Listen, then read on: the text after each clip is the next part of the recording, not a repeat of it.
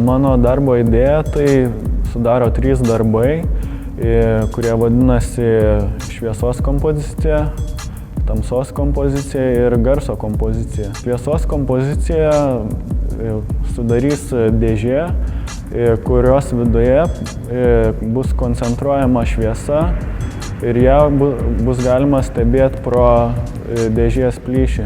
Tamsos kompozicija tai bus ta pati dėžė, tiesiog vietoj šviesos bus koncentruojama tarsi tamsa. Trečioji kompozicija – garso kompozicija. Jis skleis labai žemo dažnio garsus ir labai aukšto dažnio garsus, kurie yra žmogaus girdimumo zonos ribose.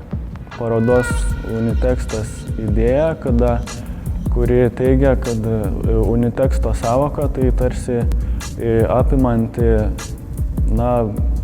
labai bendrai kažkokią tai visumą. Tai mano darbuose ta visuma ir sudaro šitie